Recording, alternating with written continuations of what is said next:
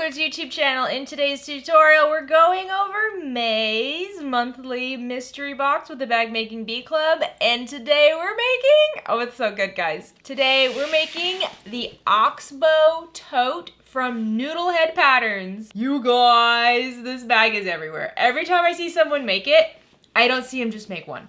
Every time I've seen someone make one of these bags, they make one and then they make another and another and another. They're kind of addicting.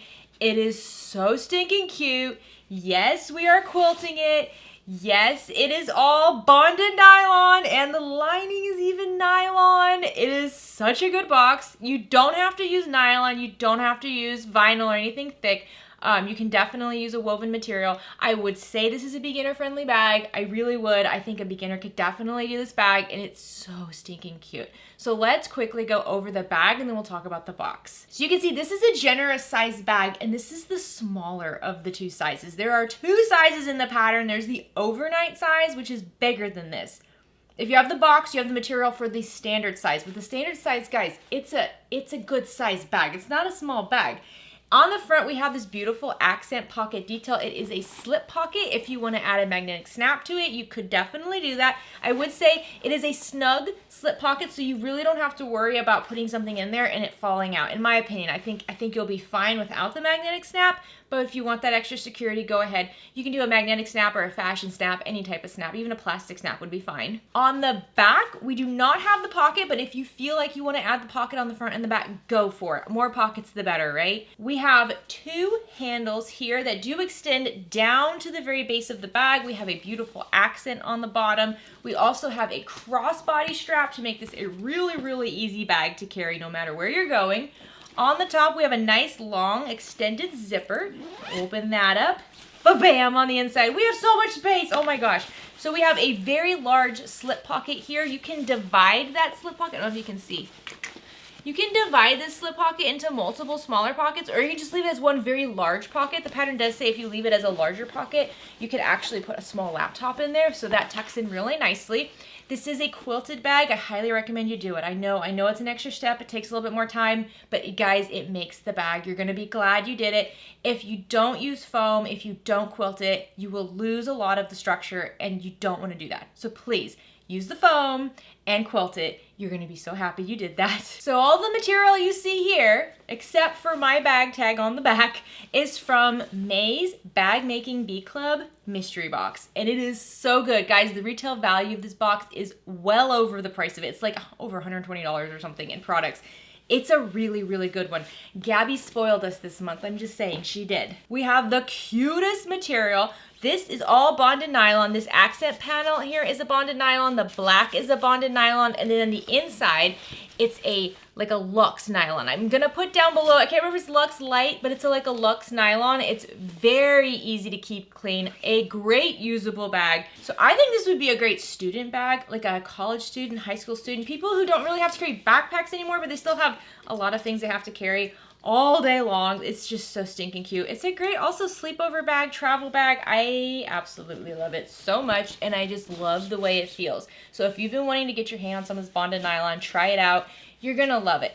Even with the material in the box. So I will tell you, the Bag Making Bee Club monthly mystery box is more for confident beginners, intermediate to advanced sewers. Domestic machine friendly. You don't have to have an industrial. I make them every month. I don't use an industrial sewing machine. However, this material would be good for beginners, but I'm gonna give you lots of tips in the video, okay? There's gonna be some places where you have to change things up just a tiny bit because the way bonded nylon works, it doesn't fold over and over and over itself really well with a domestic machine. I'm gonna give you tips. It's gonna be easy to make. You're gonna love it. You're gonna love this bag, I promise you. All right, I'll try to show you the bag on just for size reference. I'm 5 feet 4 inches. I'm not that tall. And I'm a size smaller, medium, depending on the day. So this is how it looks on my elbow. And then if I put it on my shoulder, can you guys see? This is how it hangs. So it's a good size bag. It's not a small bag. This is definitely, you know, like a mom bag, because I would say for many people an everyday bag, maybe this is a little on the large size, but for moms who have to carry everything for everybody, this is a mom bag, 1000%. So thank you so much to Noodlehead Patterns for allowing me to use your patterns on my channel. You guys know how much I love Noodlehead. They're one of my favorites. Oh my gosh, I love Noodlehead so much. Every time Anna has a new pattern, I'm like grabbing it and I'm like, where does it go on the list? Because we're making it immediately. Thank you also to the Bag Making Bee Club for sponsoring today's video. I love being a part of this monthly subscription box. Go check the description down below. There's a link if you want to join. I don't know if this box is still available. It was very, very popular. It is a really, really good one. This is especially good if you just want to try it out for the first time. This is a great one to try it out with. If you're new to the OklaRoots YouTube channel, please consider clicking subscribe down below. If at any point you like this video, please give it a like. Any questions, comments, shoutouts, anything at all, leave them down in the comment section. Do you want to see another Noodlehead pattern? I'm sure you do. Let me know which one. They're all on the list, but I can try to figure out which one to do next based on your comments down below. I will tell you that it is obvious that I'm a big fan of Noodlehead patterns. I have been a fan of Noodlehead's patterns well before I started the YouTube channel, well before I even made bags. I was buying bag patterns from Noodlehead.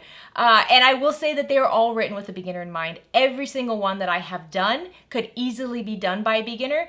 All of them that I have done years ago were done by me, the very beginner, and I was very successful. So this is a great pattern designer where you can really, any pattern you see that you want to try, you're going to be successful. You're going to find it enjoyable and you're gonna really love what you make in the end. All right guys, let's get started. So we're making the regular size today. So for your material, you're gonna want at least a ½ yard of your exterior fabric and then about a fat quarter or a third of a yard of your accent fabric. Now this is gonna be for the outside of the bag. I'm using the bonded nylon from Wonderground. I think this is a great option for this bag. If you wanted to use a quilt cotton or canvas, you're gonna wanna interface it, all that stuff. Bonded nylon is just so much easier to use. For the lining, you're going to need at least 7/8 of a yard, so I'd go for a full yard of lining. I like to use water-resistant canvas a lot, but this is a nice nylon material. So again, this is a really, really cool like nylon bag. It's going to be so easy to keep clean. If you're using any sort of stretchy or fraying material besides the nylon, like if you're using like a cotton woven or even like a cotton lycra or something like that, or a canvas, you're going to want to interface that with a woven interfacing. So you need about 2 yards of that. Again, depending on how many of those pieces you're using. From the foam stabilizer, we're going to have at least ½ yard. I'm actually going to use the foam stabilizer for the exterior main panels and the base. So I'm not going to be using a firmer stabilizer for the base. I'm just going to stick with the foam. I find that that's perfectly fine. So for the zipper closer, for the regular size bag, you're going to need 18 inches or longer. This is a zipper that overhangs, so you can use a longer one if you want. For the handle and crossbody straps, you're going to need at least 3 3/4 of a yard. So I would, a lot of times with webbing, you can buy it in like 1 yard or like 5 yard, 3 yard increments. I would get the 5 yard increment just to make sure you have enough. And then for the connectors, we're going to have 2 1-inch wide D-rings, 2 1.5-inch wide swivel hooks. Now this is going to be for the crossbody strap, and it has to deal with how thick your webbing is. If you're using a webbing that's 1 inch wide, then your swivel hooks can be 1 inch wide. My webbing's 1.5 inches wide, so my swivel hooks and my strap slider to make it an adjustable strap are both 1.5 inch wide. Then we have our beautiful bag tag from Heartwood and Hide this month. I also have my own personalized bag tag. This is also from the Heartwood and Hide. And I'll be using some rivets, just about 4 rivets for the crossbody strap. That's it. Okay, so here's most of the other stuff I'll be using today. First, I have my rivet press and hole punch. This is just for the rivets. Again, if you're not using rivets, then you don't need anything like that. For the thread going through the needle, so this is the top thread, the thread you see the most. This is a Wizardry Stitchery. Let's see, the color is Dementor's Kiss, and it's a Tex 45 weight thread. This is going to look really good with quilting. It's also going to look really good for top stitching. So this is a great bag thread. For the bobbin, I'm using a polyester Gutermann thread. My needle of choice is a Microtex 8012. I have a lighter to clean up any loose ends. Then I have my stiletto that I always keep at the sewing machine with me. It really helps just like hold things down. It's like a finger that can get close to the needle without my finger getting close to the needle. My favorite turning tool. And then I have a pair of snips. This is really good for cutting down those little threads. I have a plethora of marking tools. Now we have a vinyl marking tool. This is a silver ink pen. I have an air erasing marking tool. These are kind of the ones I always use. But then I have a couple of chalk marking tools because I haven't been quilting this before I sew the bag together. It's a quilted bag, optional, but I highly suggest you do it. And when we quilt a bag, we need to mark our lines, unless you want to go all willy-nilly, which I highly encourage you to do. But I will be marking placement lines, and so I like to have some sort of a chalk marking tool for that. I don't like to use either of these. I like to use a chalk marking tool because I know this will wipe off. Then I have some double-sided tape. This is 1/4 inch wide double-sided tape. A 1 inch by 6 inch ruler as always. I have some 505 spray. This is just to hold the exterior material and the foam together before I quilt it. It doesn't work great with nylon material, but it works enough. And then my favorite pair of Kai scissors. All right, so let's go through these pattern pieces. First is the main panel. Now remember, we're making the regular size. If you're making the overnight one, it's gonna be bigger. So the main panel, you're gonna have 2 cuts of your lining just using the pattern piece as is. So I already have those cut out over here, no interfacing on them. When you're cutting out your exterior material, you're gonna actually want to try to make sure your foam and your exterior materials are bigger than the pattern piece. So if anything, actually, you can just grab one of your lining cuts and I just lay it over my foam and my exterior material. Let's see if I can get this stuff out of the way. And when we cut this down, we just wanna make sure that it's bigger. When we quilt anything, it shrinks. Okay, so when you quilt this panel, it's gonna be smaller. So you don't wanna cut out your exterior and your foam with the pattern and then quilt it, because then it's not gonna be the right size. So you just wanna make sure it's bigger. So you can see my exterior panel and my foam cuts are both just, you know, slightly bigger than the pattern piece. And I'm gonna walk you through how to attach this and quilt this, and this is what the finished product looks like. So I'm gonna teach you how to do all this. It's very simple, but once we quilt it, we'll cut it down to size with the pattern. Next up is going to be the little accent pocket in the front. This is such a cute little slip pocket. I'm using 2 of my accent cuts for this. I'm not going to use the lining for this. I had plenty of this beautiful accent material to use, so I decided I was just going to keep it with that. So if you're using quilt cotton for any of these pieces, you will need to put the woven interface on them. Bonded nylon, we don't need anything extra.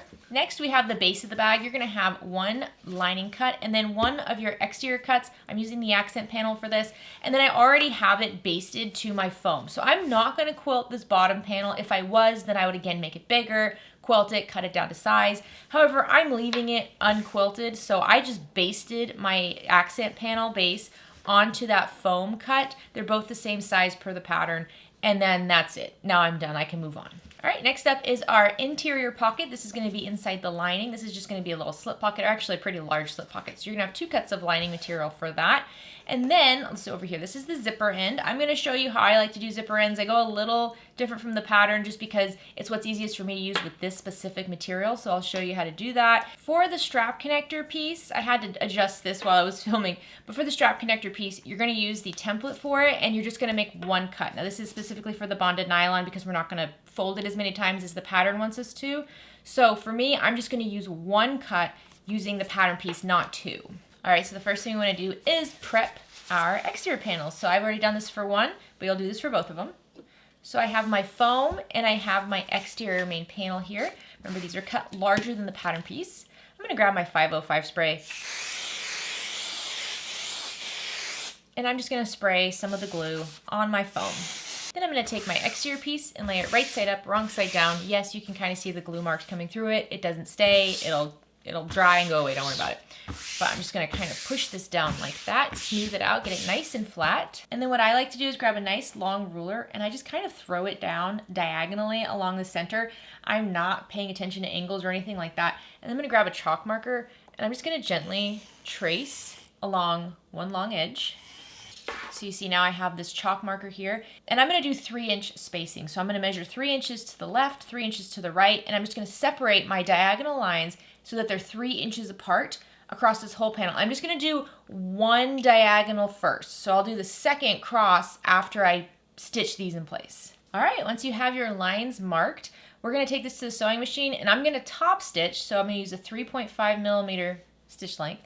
And I'm gonna top stitch over every single one of these lines. Now, one of the tricks for quilting is making sure you always start and stop on the same place. So making sure you always start on the top and go down. So for example, if you were to start up here on the top and went down and then decided to go over and then back up, what that happens is you're pushing the material in opposite directions and you start getting kind of like a ripply wavy look with your material, and it can be a little bit hard to get it flat. Now, this is a bag, it really doesn't matter, it's not a quilt.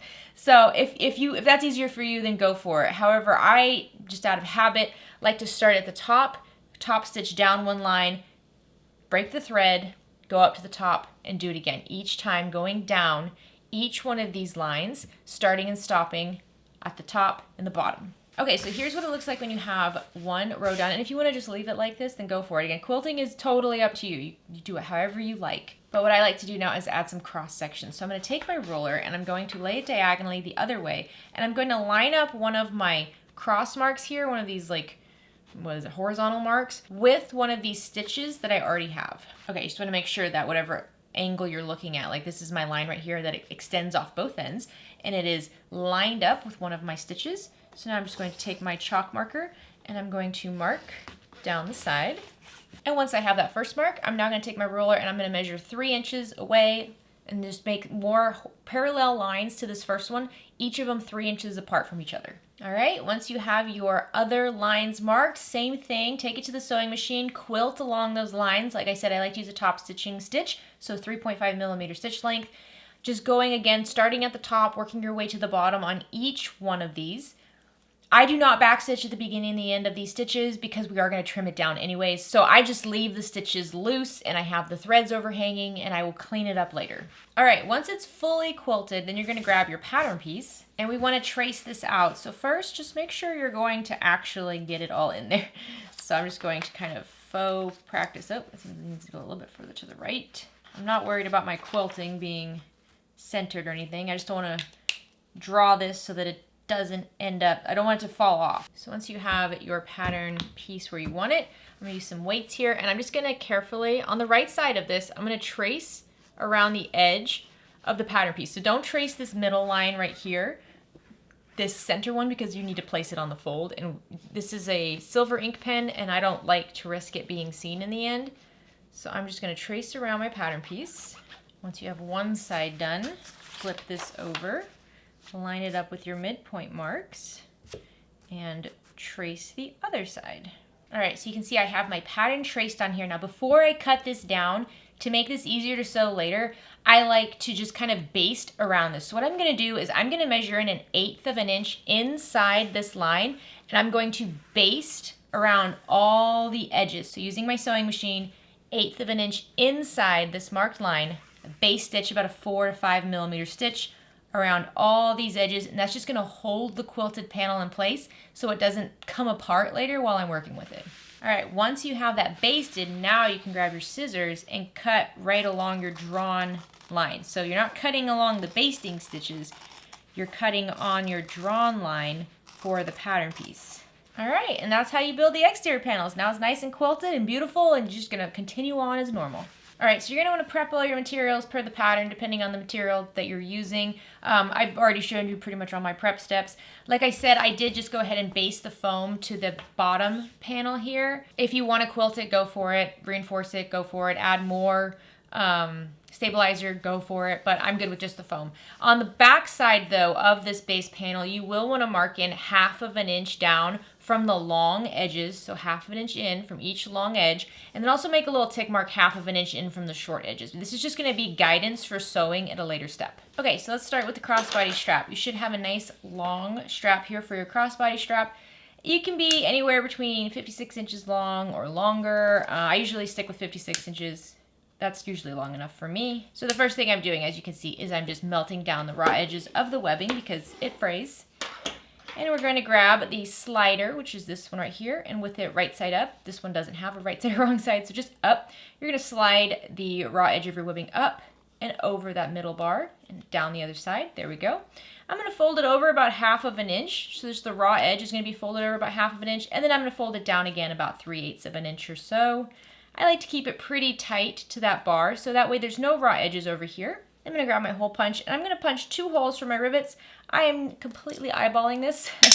If you'd like to use a tool to help you make sure you line these up properly, go ahead and do that. If you prefer to use your sewing machine and sew this down, that's also a great option. I'll be honest, I'm very messy when it comes to sewing things like this down, which is why I always opt for rivets.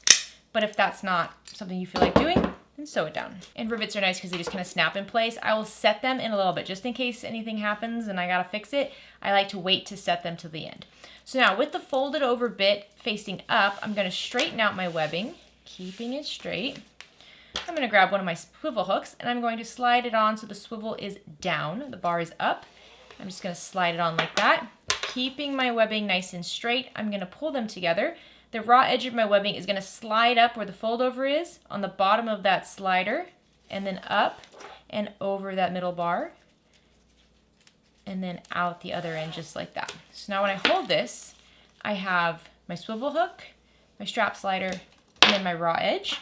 So looking at the raw edge, I'm going to take my remaining swivel hook, and with the swivel side up, so it's up on the same upside as the slider, I'm going to fold over the raw edge of the webbing, fold the webbing down once again by 1/2 inch, and fold it over all again, so about 3/4 inch or so that I have no raw edges. Again, sew it in place or rivet it. There we go. Now I'm just going to take a look at it. This looks nice and clean. I have both swivels. There we go. Okay. So now I'm going to grab my rivet press, and there's lots of different types of rivet presses out there. There's actually a whole OklaRoots bundle rivet press. If you want to go check it out, I'll have a link down below. This one here is not part of the bundle. This is considered a tabletop press, but I kind of consider it a hand press. And I already have the die in there for the rivet, which is why I'm using it. But I usually like to use my pink tabletop one. There we go, press them in, and now your crossbody strap is all done. So using a strap connector piece, cut it in half so that you have 2 equal pieces. Now you'll notice that this is not a square. These are not squares, they're rectangles. They have a longer edge and shorter edges. From the longer edges, measure in 1 inch. So we're finding the midpoint here. So from each longer edge, measure in 1 inch and mark a line. Then if you want, you can use your double-sided tape here, or you can just use some clips. I like to use tape. We're going to add pieces of double-sided tape running parallel to those little 1 inch marks. And we're going to add the tape above and below those midpoint marks. Then you can remove the paper from the tape, and you're going to fold the long edge of your accent panel, your strap connectors, wrong sides together to meet that midpoint line on the back side there.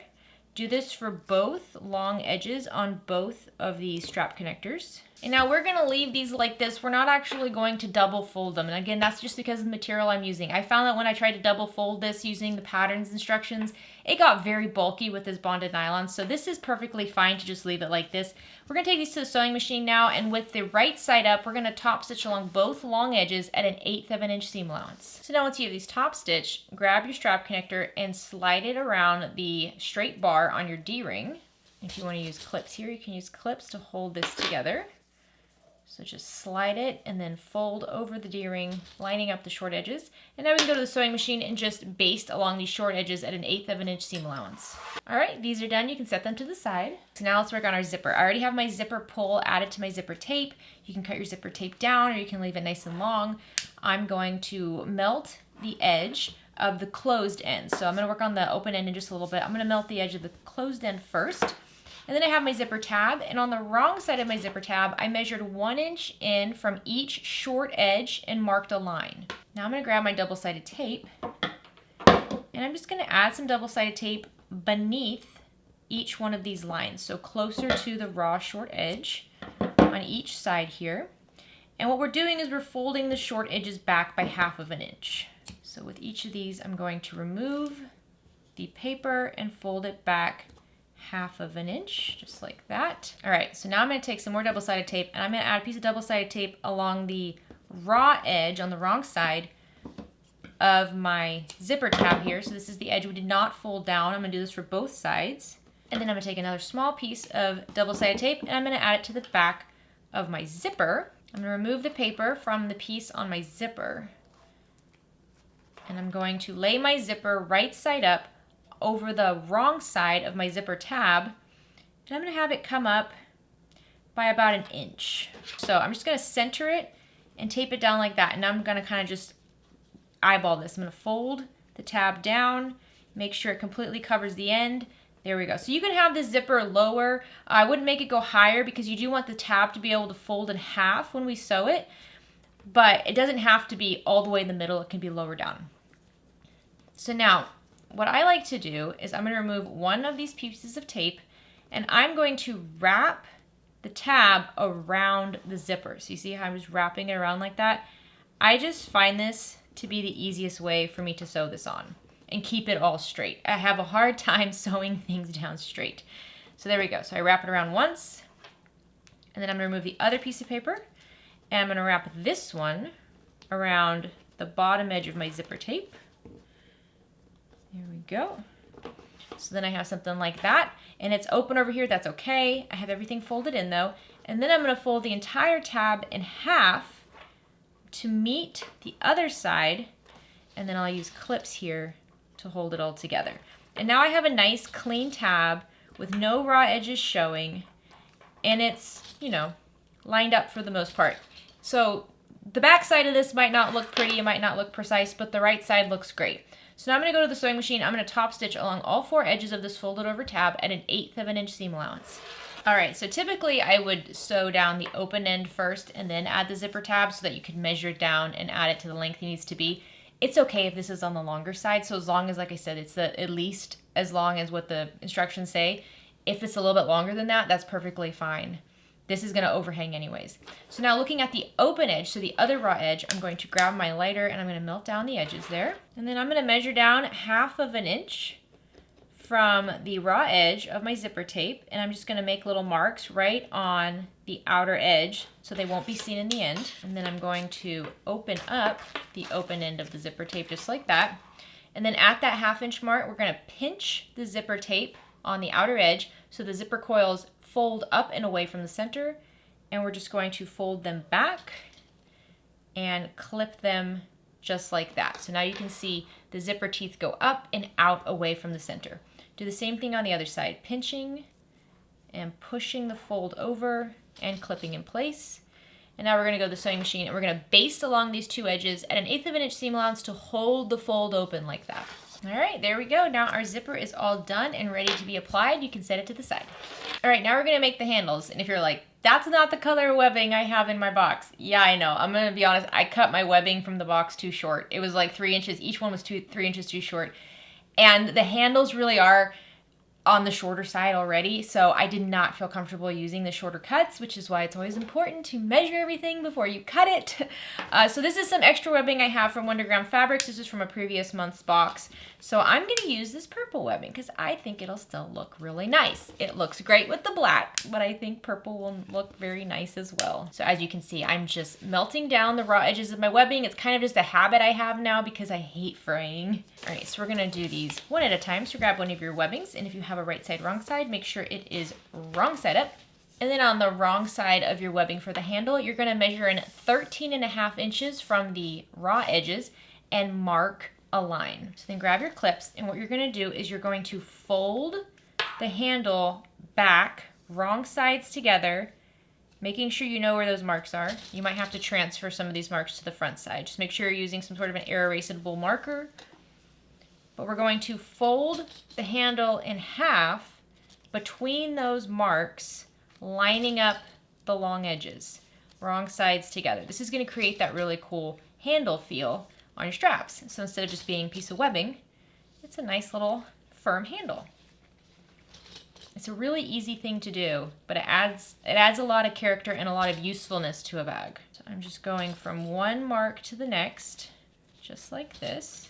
And then because I need to know where those marks are, I'm going to take my air erasing marker and I'm going to transfer them to the right side just so I can see what I'm sewing. There we go. So there's one strap. Repeat with your other strap. Okay, so now we're going to top stitch along the raw edges of each handle between those 2 marks. So between those 2 13.5 inch marks where we have it clipped, just top stitch along that at 1/8 of an inch seam allowance on both handles. Make sure you back stitch at the beginning and the end. I would also leave the threads long and tie them off on the back side for extra security to hold that handle together. All right, your handles are now all ready. You can set them to the side. So now grab your 2 interior panels and lay them right sides together. And here's my rule of thumb. People always ask, with certain materials, how do I know which side is the right side, which side's the wrong side? My opinion is if you can't tell, then either side can be the right side. With this type of like nylon, again, I don't remember if this is Lux Light or Lux, but with this type of nylon, it can be very difficult to figure out which side's the right side, wrong side. I know Gabby has a system for it. For me, honestly, if I can't tell, then both sides are the right side. It doesn't matter. So as you can see, I'm clipping along the edges of this. I'm just going to clip along 3 edges, leaving one of the long edges on the bottom unclipped because I'm not going to sew there. Now I'm going to sew along the sides and the top edge, all at a 1/2 inch seam allowance. Make sure you back stitch at the beginning and the end over on the bottom. All right, once you have these sewn together, I'm going to trim down the corners. So I trim at a 45-degree angle, and then I also kind of shave off the sides.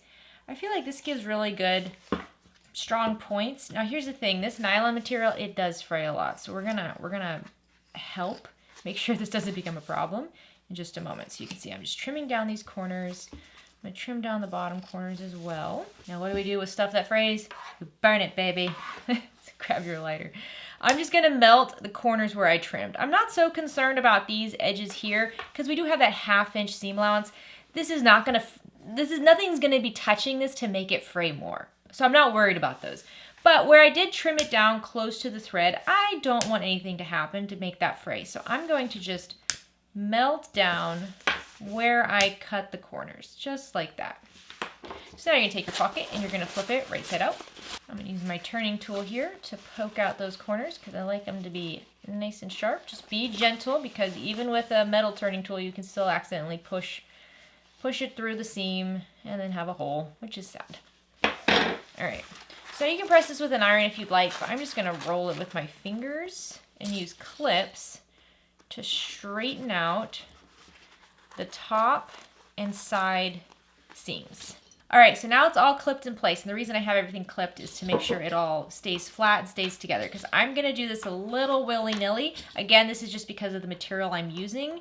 I'm not able to get it super flat like I would a quilt cotton. So what I'm gonna do is I'm actually going to top stitch around all 4 edges of this. On the sides, I'm gonna top stitch at a 1/4 inch seam allowance. On the top and the bottom, I'm gonna top stitch at an 1/8 of an inch seam allowance. The bottom is really just a basting stitch, you're never gonna see it. However, the top you will. So the sides are at a 1/4 inch seam allowance because I will still be stitching those onto the lining at a later step. So I don't wanna have to go over the stitches again. So 1/4 inch on the sides, 1/8 of an inch on the top and the bottom. All right, so now grab one of your main lining panels and lay it right side up, and you haven't already marked the midpoints on the top and the bottom. And then with your slip pocket, mark the midpoint along the bottom raw edge over here. Now with your lining panel right side up and your slip pocket right side up, lay them together, matching up that bottom midpoint mark, and clip along this bottom edge here. And if you're using material that you can use pins on, you can pin this in place. Otherwise, this paper tape works really, really well. So I'm just gonna tape along the sides and I clipped along the bottom. Now I'm gonna top stitch this pocket in place. I'm gonna top stitch along the sides and the bottom at an 1/8 of an inch seam allowance. I like to start at the sides. Make sure you back stitch at the beginning and the end, and I would suggest tying off the threads on the back as well for extra security. All right, once you have a top stitch on, this is how it should look. If you want to separate this into multiple pockets, you can go ahead and do that. I actually like my slip pockets to be nice and big, so I'm gonna leave this as is. Now I'm gonna set this to the side. So now let's work on that beautiful little accent exterior pocket. You're gonna take your 2 exterior pocket pieces and you're gonna lay them right sides together. We're specifically lining up the top curved edge here. So grab your clips and clip these together. And we're gonna sew along this top curved edge at a 1/2 inch seam allowance. Make sure you back stitch at the beginning and the end. So the pattern says to trim this down with pinking shears. If you don't have that, that's fine. You can actually just trim the seam allowance in half or even a little bit more than half. And then just cut little snips into the seam. Don't cut the thread, but you're getting close to it. And this will allow the material to spread. And then you can take your 2 pocket pieces and flip them wrong sides together. And you can use an iron here or just your fingers and clips. I like to line up the bottom corners first. And I feel like that helps me get the top lined up.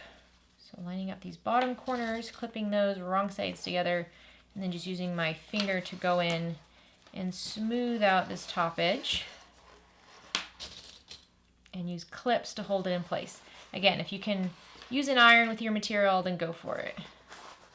But this works too. Just kind of smoothing it out with your fingers and using clips. And I'll add a couple clips on the side as well, just to hold it all together.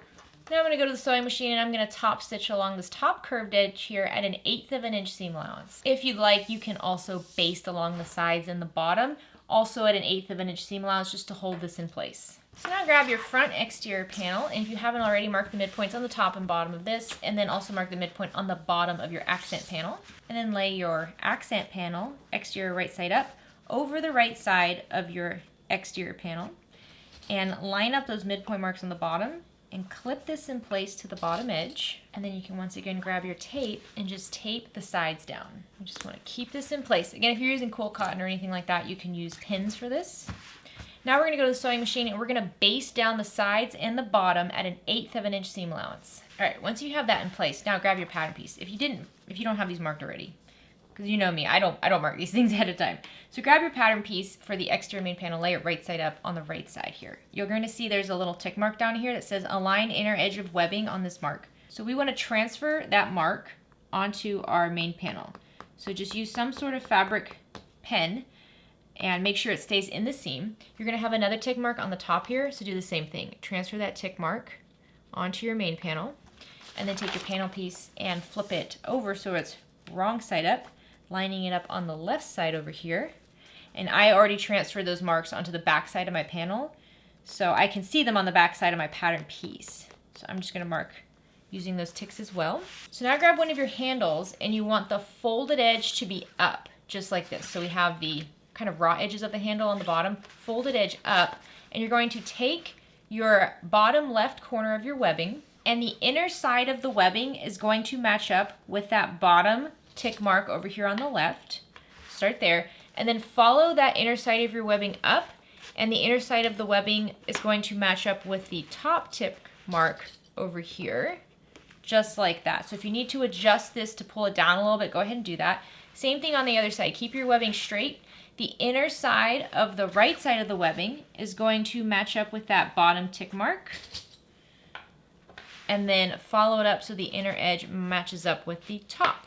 And you'll notice it's like right when the webbing pinches, but that's okay. So now we're gonna measure 1.5 inches down from the top edge here, and we're gonna mark on our webbing just so we know how far to stitch. So you might have to get a little creative with this, but do your best to just mark 1.5 inches from the top edge. Okay, so once you have this clipped in place, if you want to add tape to tape it down, go ahead. You should notice that your webbing is covering the raw edges of your accent pocket, so that's not an issue. Now what we're going to do is we're going to take this to the sewing machine, and we're going to top stitch along the outer edge of the webbing, going up from the bottom across where we made that mark for the 1.5 inch down, so it doesn't go all the way to the top, and then back down the side over the bottom. You're going to do this for both sides of your strap. How stinking pretty is this? I know the webbing, I think the webbing looks good. I don't know. You do you. I like it. Okay, so now what I'm going to do is I'm going to attach my bag tag, and I'm just going to center it right above my pocket like this. I do have a big seam allowance coming up over here, so I don't want it too close to the top. So I'm going to probably measure down, let's see, I'm going to measure down about 2 inches from the top edge, centered, and that's where I'm going to place my bag tag. There we go, that looks so cute. So once I have it taped in place, I'm just using double-sided tape on the back. I'm going to top stitch around all 4 edges of my tag at 1/8 of an inch seam allowance. And there's your front panel. How sweet is that? Okay, so now let's build the back panel. It's very similar, just without the pocket. So just like you did with the front panel, you're going to want to mark the placement for the straps, but this time we don't have a pocket here, so just mark the strap placements on the top of the bottom, and then grab your remaining strap, and once again, folded side up, just like this.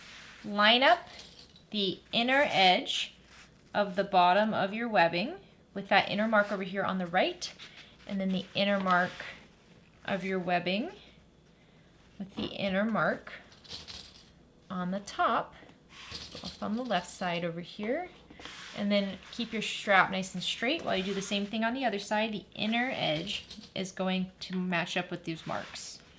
And then once again, measure 1.5 inches down from the top edge and mark on your webbing so you know where to stop sewing.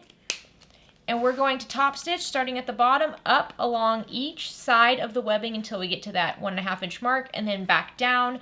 Make sure you back stitch at the beginning and the end, and you're top stitching at 1/8 of an inch seam allowance. All right, there we go. How cute is that? And so once again, I'm gonna add another bag tag on the back. I'm gonna add my personal bag tag back here, and I'm gonna center it 2 inches down from the top edge. So I just tape down that tag using double-sided tape, and I'm going to top stitch along all 4 edges at 1/8 of an inch seam allowance. All right, there you go, and now your back panel is finished. So now with your front panel right side up, grab your strap connectors here, and lay your strap connector so the raw edge is against the raw edge of the side, and the top of it is 1.5 inches down from the top edge. So if it helps to make a little mark, go ahead and do that. And then just use a clip to hold it in place. Do the same thing on the other side. 1.5 inch down. The D-rings are facing in towards the center of the bag. And now let's go to the sewing machine and baste these on at 1/8 of an inch seam allowance. So now take your exterior front main panel, make sure you have the bottom and top marks midpoint, and then grab your exterior base panel. Make sure you mark the midpoints along the long edges of this exterior panel. And you're going to lay your front panel right side up, take your base panel, lay it right side down, and match up the midpoints on the bottom edge with the base panel and clip these right sides together. And don't forget, you have that 1/2 inch line marked on your base panel. We're going to use that now. So clip all the way to the sides. And now you're going to take this to the sewing machine, and starting at the 1/2 inch ticks in, so remember we're 1/2 inch in from the short edges, you're going to sew over that 1/2 inch mark that's along the clipped edge. Make sure you back stitch at the beginning and the end. Next, take your exterior back panel and lay it right side up. Take your base panel here, flip it down, and pull it so it's right sides together with the exterior back panel now. And match up the midpoint marks on the unsewn side of the base panel with the bottom edge of your back panel and clip together. All right, and just like we did on the other side, we're going to start and stop at those 1/2 inch tick marks that are in from the short edges, and you're going to sew right over that 1/2 inch line, making sure you back stitch at the beginning and the end. All right, now we're going to flip this so that it's open, and we're looking at the right side of the front exterior panel. And on the top edge of the front exterior panel, measure in 3/4 inch from the left side and just make a mark. And then on the right side over here, once again on the top edge, you're going to measure in 1.5 inches from the right edge and make a mark. Okay, so on the top edge we have 3/4 inch on the left, 1.5 inch on the right. Now you're going to grab your zipper and you're going to lay your zipper right side down so it's right sides together with the exterior panel.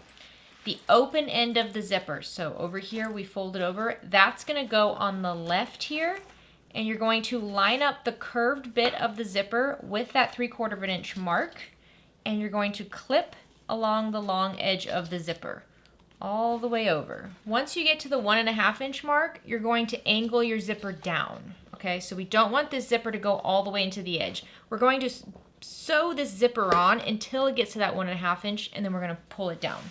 So now we're going to go to the sewing machine and we're going to base down this zipper at an 1/8 inch seam allowance. You can stop when you get to this 1.5 inch mark, or once you get there, with the needle down, pull the zipper out of the way and continue basting to keep it angled down. Okay, once you have that zipper basted down, remember this is right side down, grab your lining panel that does not have the slip pocket on it, and you're going to lay it right side down over your exterior front main panel and match up the top edges and clip together. Make sure on the right side here you're pulling that zipper out of the way so it doesn't get stuck in there. All right, now we're going to take this to the sewing machine and we're going to sew along this top clipped edge at a 1/4 inch seam allowance. Make sure you are pulling the end of the zipper over here out of the way at that 1.5 inch mark. If you need to mark it again just to make sure, go ahead and do that. But we don't want this zipper to get caught in the seam in this 1.5 inch bit on the top right corner. So back stitch at the beginning and the end, sew at a 1/4 inch seam allowance using your zipper foot. All right, once you have those sewn together, you're going to press the lining and the exterior away from one another, just like that, but we're not top stitching yet. We're going to top stitch in the very end. So if you want to press it with an iron, you can. Otherwise, just kind of finger press it here if you'd like. I'm going to actually go in and trim down the seam just a little bit because I know this is going to get bulky later. So right here at the corners, I'm just going to trim down at an angle. I'm not trimming the zipper tape or anything like that. I'm just trimming the material because with that foam and everything in there, this will become bulky. Make sure I don't accidentally trim my zipper. All right, and if I need to trim more down later, I can. Okay, so one lining panel has been added. We want to repeat that with the other side. So rotate this so the exterior back is right side up. Fold that handle down so it doesn't get in the way. And then pull up your zipper. So we're working on the other side of the zipper now. Just kind of line it up like this for a minute. Now this time on the left, the top left of the back panel, you're going to mark 1.5 inches in from the left side here. And then on the top right, you're going to measure 3/4 inch in from the right side because we're doing the opposite side of the zipper now. So then pull your zipper tape up so that the folded over edge of that zipper tape lines up with that 3/4 inch mark, and clip in place, and then just clip it to this back panel here And then don't forget, once you get to that 1.5 inch mark over here, you're going to pull it out of the seam. So now I'm gonna go baste this on at 1/8 of an inch seam allowance. I do baste this with it down like this. So I'm gonna pull it down and then make sure that the needle catches it at the 1.5 inch mark, and then just go along the entire edge at 1/8 of an inch seam allowance. All right, once you have that basted on, lay it so the zipper is wrong side up. I know it starts to get kind of bulky here, so just take your time and make sure nothing gets in the way. And then we're gonna take our lining panel that has the slip pocket and we're gonna lay it right side down, so it's right side down against the back of the zipper. And you're gonna line it up, match it up exactly with the top edge of the exterior panel and clip together, making sure to move that zipper out of the way at that 1.5 inch space on the top left. All right, now let's go sew along this clipped edge at 1/4 inch seam allowance. Make sure you backstitch at the beginning and the end, and make sure you keep the tail of the zipper out of the side seam. All right, just like I did on the other side, I'm gonna trim down this seam a bit to try to help reduce the bulk later, but I'm not trimming the zipper in any way. Okay, so now open the zipper all the way. Go, and you're going to flip the lining panels away from the exterior panels. We're still not top stitching around the zipper yet. We do that at a later date. Okay, so now let's open this up. So we're looking at the lining panel. We're looking at the bottom of the lining panel, and this is the lining panel that does not have the pocket. Make sure you have the midpoint marked on the bottom of that panel. And then you're gonna grab your lining base panel. Now you can see on the lining base panel on the back side here, I did not mark the 1/2 inch stitch line on this one. I'm just gonna use my sewing machine for that. But I did mark 1/2 of an inch in from all the short edges so I know where to start and stop. Make sure you have the midpoints marked on the long edges of your lining panel, base panel. And take your lining base panel and lay it right side down so it's right sides together with the lining panel. Match up the midpoint marks and clip these along the long edge, right sides together. And then on this bottom clipped edge here, mark anywhere between 8 to 9 inches centered on the base panel. That's gonna be an opening. So now what we're gonna do is we're gonna go to the sewing machine and we're gonna start at that 1/2 inch mark from the side, and we're gonna sew at a 1/2 inch seam allowance until we get to the first mark for that opening. Backstitch at both marks, jump over that opening so we're not sewing in this opening over here, go back to the next mark and continue at a 1/2 inch seam allowance until you get to the 1/2 inch mark on the other edge. Again, lots of backstitching. Don't sew between these two midpoint marks. That's how we're going to turn the bag out in the end. So it needs to be reinforced with back stitches. All right, so now we have the base attached to one lining panel. So let's flip this around so that the other lining panel with the slip pockets right side up. I know you have a lot going on here. Find your base lining panel and lay your base lining panel down right sides together with the lining pocket that has the slip panel. I don't know why I keep saying packet instead of pocket. Line up the midpoints for the base panel and the lining with slip pocket and clip along the long edge. Now remember, I only have the little start and stop marks on this one. Once you have this all clipped together, we're going to take this to the sewing machine and we're going to sew this on at a 1/2 inch seam allowance, starting and stopping at those 1/2 inch marks on the edge. Make sure you backstitch at the beginning and the end. There's no opening on this side.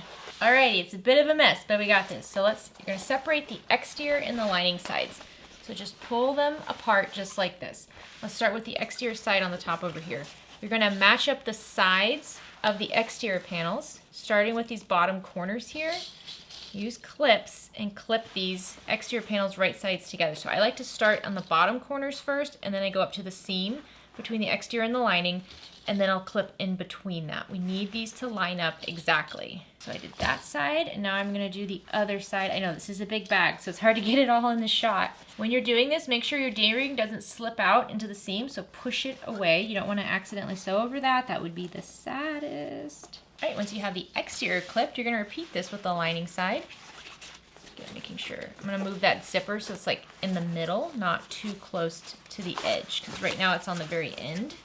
We don't want it there. We want it more in the middle. So if you need to unclip and move your zipper, go ahead and do that. And also make sure that the end of the zipper doesn't get caught up in the seam. So tuck that in and clip the sides of the lining right sides together. And then do the other side of the lining as well. All right, so now we're gonna go to the sewing machine. Let me see if I can show you how we're gonna do this. We're gonna go to the sewing machine. I'm gonna start on the lining side. And on the lining side, I'm gonna start sewing at a 5/8 inch seam allowance. As I get to the seam between the lining and the exterior, I'm gonna decrease it to a 1/2 inch seam allowance. And then I'm gonna continue at a 1/2 of an inch seam allowance along the exterior side. backstitch at the beginning and the end. I'm going to do this for both sides. So don't forget, lining side 5/8 of an inch, exterior side and seam 1/2 of an inch. All right, sorry if I made you a little motion sick with that. I kept hitting the camera with the bag because it's so big. I hope you noticed too that I did go over the spot on the exterior where the D-rings are, just to add a little bit more reinforcement to it. So now we're going to box the bottoms. So let's start with the exterior. Looking at the back of the exterior side, you can see where the stitching starts and stops, where it attaches to the base. What you want to do is you want to go right where the stitching starts, over here on the left, and cut from the raw edge of the back panel. So not the base, only the exterior panel. Cut from that raw edge up to meet that stitching. Don't cut the stitching, just cut up to it. We're going to do the same thing on the right side over here. We're going to go right below where that stitching stops, and we're going to cut straight up from the raw edge of the back panel up like that. Remember, base is not being cut in any way. Flip this over and do the same thing on the other exterior panel. We're just snipping into the seam to meet up with that stitching, beginning and end. So now what you're going to do is you're going to pull the midpoint of the base panel right sides together with the seam on the side. Now I did not mark the midpoint, but it's not a very big piece here, so you should be able to just line it up. And you see when you do that, your exterior panel, see where we cut it? It's gonna spread and create like a little box here. That's exactly what we want. So pull this up. The exterior panels might give you a bit of a fight because we have so much stabilizer and foam and stuff in there, and the material might be kind of thick, so do your best. There you go. Do the same thing on this. Let me see if you can show it like this. So I'm gonna pull this like that, and then you see the sides over here, how they spread open. It's exactly what we want. And I don't even have the midpoint marked on my base panel on the short edges here. You don't need it. I mean, it's good if you have it, but I'm also spreading the seam open on the side. That's just personal preference. It helps reduce bulk. If you want to just trim the seam allowance down, you could do that as well. All right, so we're just gonna start with the base on the exterior first. So we're gonna take this to the sewing machine and we're gonna sew along these short edges at a 1/2 inch seam allowance. You can start and stop where the corner is, so you actually want to sew it with it up high like this. I know it seems a little tricky, but you want to be able to see the back of the exterior panels. So we're just going to start at the corner where the opening is, where our little slit is, sew at a 1/2 inch seam allowance until the other corner. Make sure you backstitch at the beginning and the end. Do this on both sides. Okay, so you've noticed the structure is starting to really take place with the exterior. We're going to repeat that with the lining now. So once again, looking at the back of your lining panels where the stitching starts and stops, just cut a slit into the seam. Again, not the base panel, only the exterior panel, and only where the stitching starts and stops. So you got to look at the back of the lining main panels in order to see that. And then you're going to box the corners by spreading the lining panel open like this. And if you want to open the seam, go for it. If you feel like the material, like right now, this material is not very thick, so I can just push the seam to one side and call it a day. So I'm just lining up the short edge of the base panel with the side of the lining panel. You can be a little kind of willy-nilly with the lining side. And then we're going to go to the sewing machine and sew along both of these short edges at a 1/2 inch seam allowance. All right, once everything is boxed, I'm actually going to trim down the seam over here on the sides, because when we top stitch this is going to be a little tricky. So I'm just trimming down the seam right where the lining and the exterior connect, because I don't want to break a needle. Now, I didn't have any problem on the first bag, so I'm not really that concerned about it, but just, you know, in case you need it, trim down that seam a little bit to make it easier. Now find the hole in your lining, reach in, open up that zipper more, and pull the bag right side out through the lining. And then reach your hand into the bag, push out the corners of the exterior to give it the nice boxed look. Such a cute bag. And then pop out the corners on the top, shove in the lining. Now what we want to do is work on top stitching around the zipper. So depending on the material you're using, you might want to use an iron here. I am going to be using clips, so I'm just going to go around folding down the material so the lining and exterior are wrong sides together, and I'm just trying to smooth it out around the zipper. And then once you get to the seams on the side, if you notice that they're really bulky or anything like that, you can definitely reach inside the bag and trim them down some more. However, I will say, because we trimmed down twice when we were constructing this, this bulk is not bad at all. I think we're gonna be okay. I don't think we're gonna have any issues sewing over that side there, which is really nice. You can see at this point the bag is getting very large. It's such a great size bag. I love it. And especially, you know, it's gonna take you some time, but it's not a difficult bag to make, which I appreciate. So I'm just clipping along here. Make sure you flip out your zipper end so it's faced the right way. And then when you get to that zipper, you want to make sure the zipper stays out of the side seam. We're not sewing that zipper down. All right, once you get this all smoothed out, we want to take this to the sewing machine and we want to top stitch along the top edge at 1/8 of an inch seam allowance. I like to take the table off of my sewing machine and I wrap my bag around the arm of my sewing machine and go around slowly. Now this is a big bag. You don't actually have to remove the table because it is such a big opening. Just go really, really slow. I do like to use a zipper foot for this. And just take your time. 1/8 of an inch seam allowance. I like to start in one of the side seams and backstitch at the beginning and the end. Ooh, she's looking so cute, right? And I don't think the top stitching was that bad at all. It was not that difficult.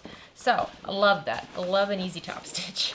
So now you're gonna pull out your lining. You still have to close that hole in the bottom and that's it. So we're just going to push our fingers in, kind of tug at the corners, folding the raw edges down so that they're inside the bag.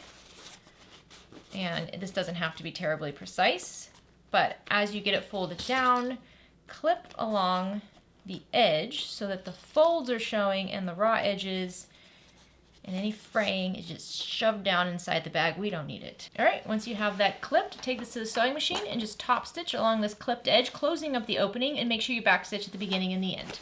Once you have that top stitch, you can push the lining into the bag. Oh my gosh, this bag feels so nice too. The material that we used is so good. Let's close this up. Did you guys see that zipper pull too? The zipper pull is the moth. It matches the print. And I like the purple. I do. I mean, it's great with the black. The black looks beautiful too, but the purple's kind of a nice accent. So then I'm gonna grab my crossbody strap, and you see you just hook it on to the D-rings on the side over here, and there you go. Look at that, up and away.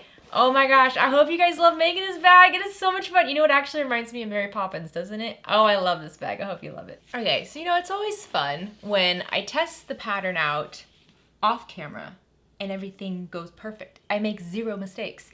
And then I go to film the tutorial and I make multiple mistakes. Like cutting my straps too short, but I'm gonna tell you, this purple looks good. This lavender is also from Wonderground Fabric, so if you wanna go check it out, you can. If you have, one of our previous boxes used this webbing, so you might have some left over. I don't remember if this was leftover from that, but I mean, it looks really pretty. It looks really pretty. The black also looks really good. I will say, I think I personally prefer the black. So here's it with the black webbing from the box. I think I definitely prefer this look over this one, but this is one of those patterns where if you have the box and you're like, listen, I love the box, I love the material and the pattern, but I like to have my own spin on it, change the pocket. Use some of your own material that you love for the pocket, or change the webbing on the straps and on the crossbody. Simple changes. Like the pocket even, you only have to change the exterior material. This is a small cut of material, so you don't have to have a lot of other stuff. And it will completely give the bag a new look. So I love that. I love when a pattern has features like that where we can really switch it up and make it our own and make it unique. But even with the lavender straps, I think it looks really beautiful. I will tell you, Bobby's favorite is the lavender one over the black one. This is my favorite. This is Bobby's favorite. I love them both. They're so pretty. So I hope you love making the Oxbow as much as I do. It is very addicting. Once you get started, it's hard to stop. I especially love using any sort of a nylon material that does not require interfacing, because then it is just so quick. The quilting steps also can be very quick. It really just depends on how you're going to quilt it. You can see I'm kind of a lazy quilter, so I just have big rectangles here. If you want to get fancy and do free motion quilting, that would also look amazing. If you make this bag using the tutorial or using the bee box, please let me know. I want to see your version. I want to see lots of versions. I know Gabby's been making a bunch for her kids already. I'm probably going to have to make a few more for my kids as overnight bags, as travel bags, as we go into summer travel. So let me see your version. I cannot wait. I cannot wait. And I got to make more. I hope you love sewing with me today. I hope you're having a great day. Have a fantastic rest of your week. Get out there and make something. Bye, guys.